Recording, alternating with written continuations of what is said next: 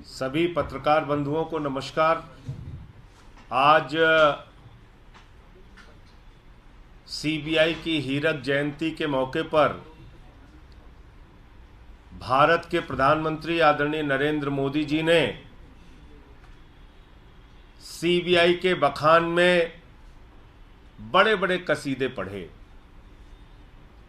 तारीफों के पुल बांध दिए। निश्चित रूप से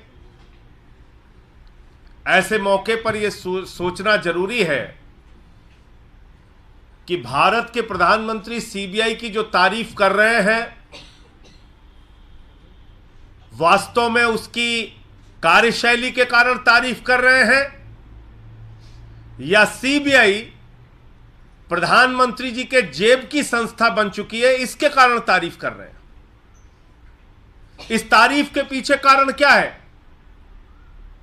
क्या प्रधानमंत्री जी अब यह मानते हैं कि सीबीआई पहले की तरह उनके इशारे पर,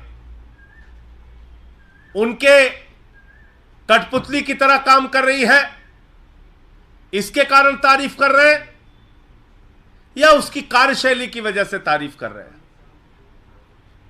मैं खुद भारत के प्रधानमंत्री आदरणीय नरेंद्र मोदी जी का बयान आपके सामने दिखाना चाहूंगा, जो उन्होंने इसी सीबीआई को लेकर बोला था।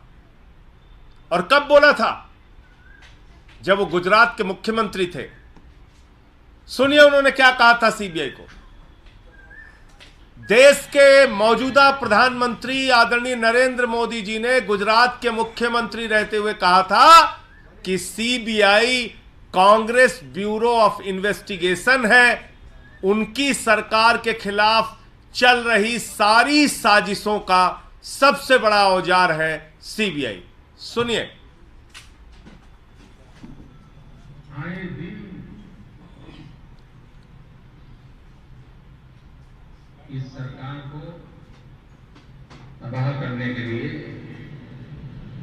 नए नए षड्यंत्र कर रही है और षड्यंत्रों का नियम का सबसे बड़ा औजार है सीबीआई। ये कांग्रेस ब्यूरो ऑफ इन्वेस्टिगेशन है।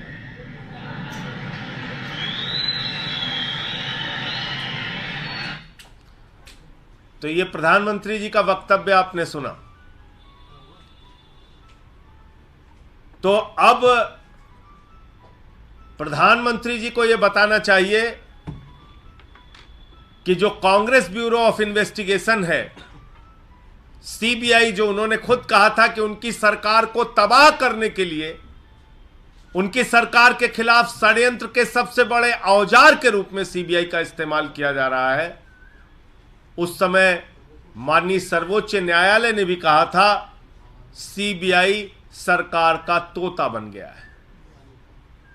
और आज उसी तोते को अपने इशारे पर नचाने का काम भारत के प्रधानमंत्री नरेंद्र मोदी जी कर रहे हैं।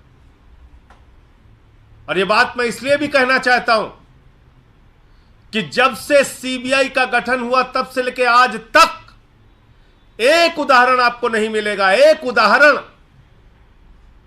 जिसमें सीबीआई के डायरेक्टर के दफ्तर को सील कर दिया गया। यह काम कब हुआ? यह काम हुआ 2018 में, जब नरेंद्र मोदी जी प्रधानमंत्री थे। सीबीआई के डायरेक्टर थे आलोक वर्मा जी, उनके पास राफेल की जांच चल रही थी, राफेल की फाइल उनके पास थी, राफेल के मामले में वो शुरुआत कर सकते थे जांच की, और इसी के कारण उनको जबरन नियमों और कानूनों को ताक पर रखकर सीबीआई का दफ्तर सील करके उनको वहां से निकाल के बाहर किया गया, हटाया गया। और आज तक मुझे जो जानकारी है, उनके पेंशन की मंजूरी नहीं हुई। आप बात कर रहे हैं सीबीआई की निष्पक्षता की, आप बात कर रहे हैं सीबीआई के कसीदे पढ़ रहे हैं आप। अरे आपने तो सीबीआई के डायरेक्टर के दफ्तर को सील कर दिया, आपने तो सीबीआई के डायरेक्टर को जबरन हटा दिया, आपने तो आज तक उसकी पेंशन की मंजूरी नहीं होने दी, आपने तो सीबीआई को लेकर बड़े बड़े आरोप लगाए। और आज जब वही सीबीआई आपके इशारे पर नाचने लगी, राजनीतिक प्रतिद्वंदियों को जबरदस्ती पकड़ पकड़ के जेल में डालने लगी, तो सीबीआई आपके लिए अच्छी हो जाती है। कह रहे हैं काले धन के खिलाफ सीबीआई ने कार्रवाई की। क्या कार्रवाई की? कार्रवाई की ललित मोदी के खिलाफ, कार्रवाई की 20,000 करोड़ रुपए लेके मेहुल चौकसी और नीरव मोदी भाग गए, कार्रवाई की 10,000 करोड़ रुपए लेके विजय माल्या भाग गया, कार्रवाई की नितिन संदेशरा 6,000 करोड़ रुपए लेके भाग गया। काले धन के खिलाफ क्या कार्रवाई की सीबीआई ने?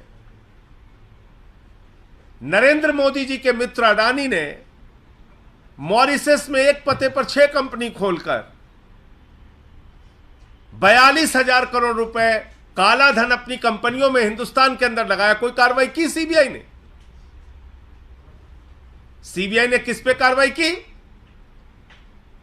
फर्जी मामले बनाकर भारतीय जनता पार्टी के इशारे पर सरकारों को गिराने, डराने, धमकाने और पकड़ पकड़ के जेल में डालने की कार्रवाई सीबीआई ने की, जो दिल्ली में हमें देखने को मिल रहा है और बाकी दूसरे राज्यों में देखने को मिल रहा है।